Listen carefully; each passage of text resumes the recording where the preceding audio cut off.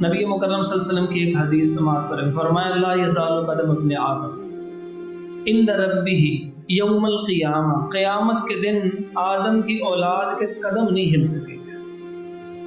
حتی یسأل عن خمس، 5 چیزوں کا جب تک حساب نہیں دے دیتا، ایسے ساکت و سامت کرتا، دائیں سے بائیں بائیں سے دائیں، قدم کے اوپر وزن بھی نہیں ڈالا، بالکل ساکت سامت۔ ہر بندے نے یہ جواب دیا، عن عمرہ، اس کی عمر کے بارے میں سوال کیا جائے گا، فیما افنا، کہ وہاں پہ وہ کن کاموں کے اندر ضائع کر کے آئے، اور دوسرا سوال عمر کے ایک خاص حصے کے بارے میں ہے، عن شبابہ، اس کی جوانی کے بارے میں پوچھا جائے گا کہ فیما ابلا، کن چیزوں کے بارے میں وہ آزمایا گیا ہے، کیا کام کر کے آیا ہے۔ عمر کا ایک حصہ جوانی ہے، لیکن جوانی کی امپورٹنس اتنی تھی اس کا الگ سے سوال کیا جا رہا ہے، حالانکہ یہ عمر کا حصہ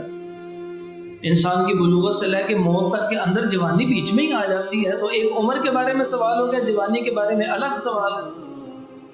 تو یہ نوجوانوں کی اصلاح اور جوانی کی اصلاح اتنی اہم چیز تھی، رسول اللہ صلی اللہ علیہ وسلم نے اس کے بارے میں بڑی محنت کی۔